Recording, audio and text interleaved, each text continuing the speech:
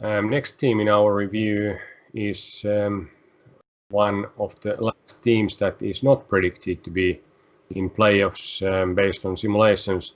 And maybe a bit surprisingly, the team is Pittsburgh Penguins. Penguins won Stanley Cup 4 years ago, and they have been in playoffs contender all the time since then. But a year ago, in the first round of playoffs, best of 5 setup, they were beaten by not so great Montreal Canadiens team quite easily. How do you see, is this start of the end for Pittsburgh? Great years led by Sidney Crosby and Evgeny Malkin, or is this just a hiccup that they will come back and maybe beat our simulations and win Stanley Cup?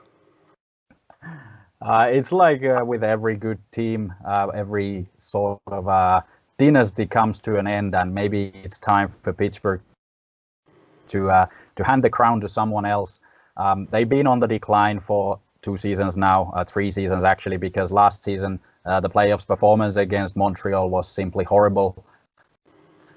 They didn't look good at all, and it was also during the regular season that there were a couple of bad patches of performances, something that Mike Sullivan usually doesn't allow to happen, but there is still a lot of quality in the team. It was a bit surprising, of course, to see them fall out of the playoffs according to the simulations, but like we were talking with Islanders, this division is extremely tough with Boston added to the metropolitan big teams, and the challengers also getting maybe a little bit better than previously. So it will be a tough one for this usually a contender. We can still say that they are contending, but definitely not as easy as it would have been with a different sort of division and playoff setup. How does it look in the previous simulations? How have we been doing with Penguins in the past? Like I said, during the last 3 seasons, Penguins have been still, let's say, good team.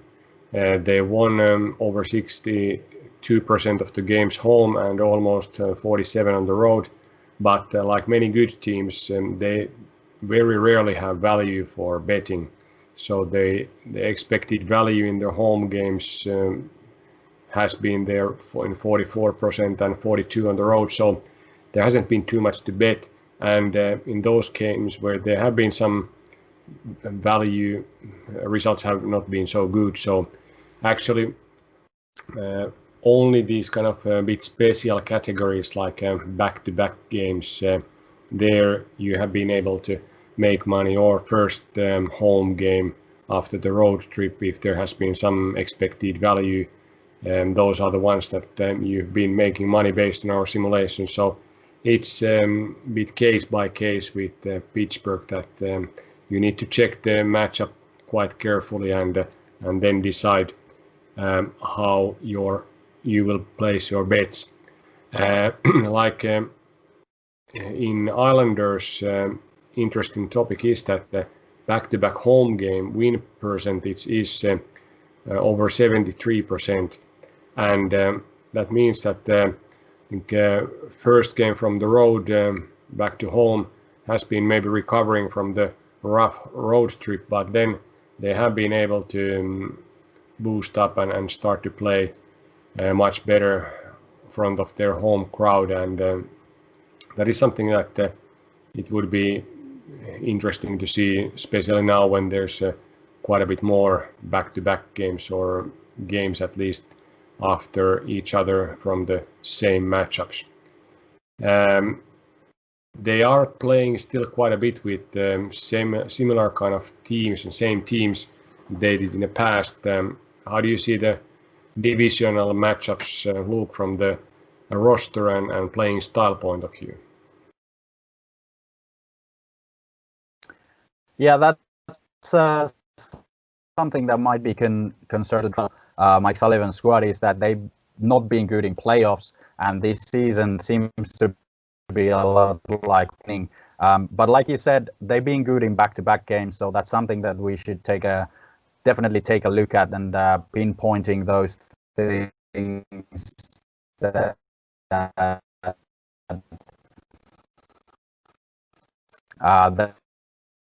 they've been good at, and they are really much reliant on a couple of players' production. So it might be a bit worrying, this new setting for them. So they are in a little bit of decline in that regard as well.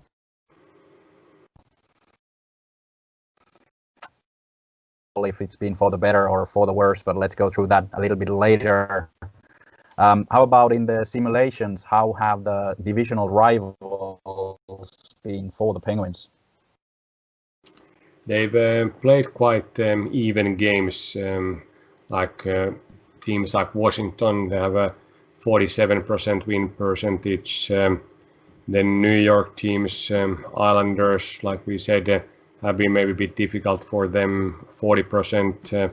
Rangers 55%. Then New Jersey 36%, a reasonably low number out of the 11 games, and especially on the home. New Jersey have been able to pull quite a few victories over there, so they have won 80% of the games in Pittsburgh. Then teams like Philadelphia, Pittsburgh have been able to win 64%, but then Boston, especially on the home, have been very strong, 44% win probability percentage for Pittsburgh, and both teams have actually won all their home games. So let's see how Boston will continue to cruise over there against Pittsburgh, and it's basically the level how Pittsburgh can play. They can play against any team, but if the level is lower than earlier, it might be difficult for them to pull out a lot of victories.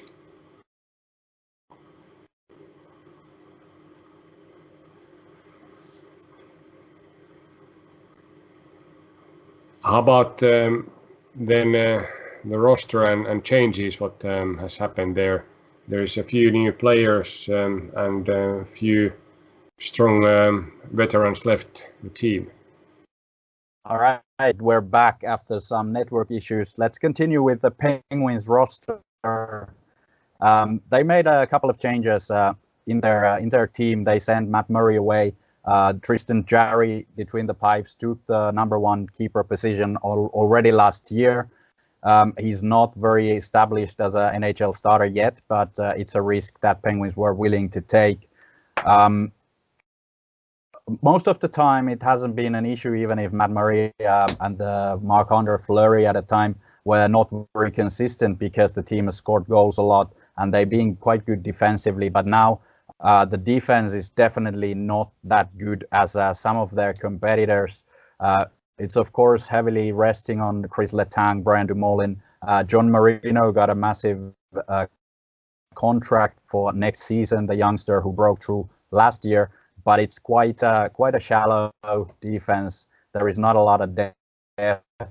There is a couple of reclamations. Yannick Matheson came in. So I think the defense is not only to protect their goaltender, but also allow the offense to score some goals. Of course, in the offense, then there is Crosby, there is Malkin. They're supported by Genzel, Kapanen. Kasper Zucker is still there, Brian Rust, so they have a decent top six definitely, and with Crosby and Malkin, they should be able to perform a lot better in the past couple of years. But what they used to have in their Stanley Cup runs was really deep offense with the third line of Phil Kessel, and that they don't have anymore. So the quality drops a lot after the top six forwards. Might be something that Mike Sullivan needs to do now before, but it might be a big change for how Penguins will play the game, and it's something that is really interesting to see. So, but how have we been doing with the season simulations with the Penguins? Now we predict them to be just barely outside of the playoff run, but how has it been previously? Pittsburgh has been one of those teams that we have maybe recently overestimated a little bit, or maybe just have been missing the overall understanding of the team. A year ago, the line was 94.5 points. We predicted them to go easily over. Out of 69 games, they got 86 points, so most probably they would go over in full season there. They were projected to be fourth in Eastern Conference. They were fifth, so pretty accurate there. But then 2 years ago, our prediction was that Pittsburgh will be third and over 103.5 points. Actually, they were sixth and got only 100 points. So again, correct, but wrong side of the total line. And then 3 years ago, they came out of the Stanley Cup one. They were fifth, another 100-point season.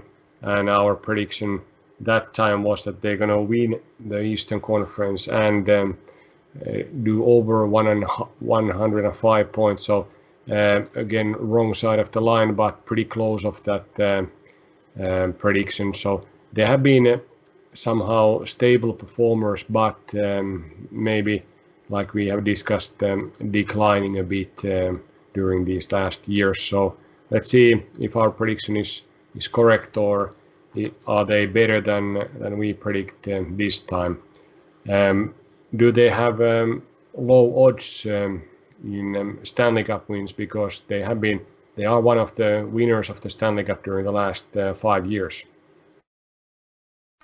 We are actually in the East fourth placed in all of the odds, so one place higher than we are, because we have a surprise team on the fourth place. But I think with the odds of 2,100 to win the Stanley Cup and the odds of 450 to win the Eastern Division, I think it's pretty accurate, and I don't see a lot of value there for the Penguins. They are still a good team, but have to remember that it's a really tough division. The teams will be playing eating a lot of points from each other. So it might be that it's like there are 6 teams that are all in the same amount of points. So let's have a look at that point line as well when it comes out, because it's unlikely that any of the teams will be that bad as in some of the other divisions. So it could be a good bet to go under if the line is set high, but we'll have to see. And how do the Vegas odds makers decide this team? Yeah, I think it's good to call to wait that market to open and then see how it goes. But I would also wait the percentage and odds for the Penguins to reach playoffs, because if we are predicting that they are not reaching the playoffs, that might have some value in the bets. Yeah, if the lines go according to the odds currently, then there should be some value there. Very good. We'll wait and see, and then we place our bets. Yeah.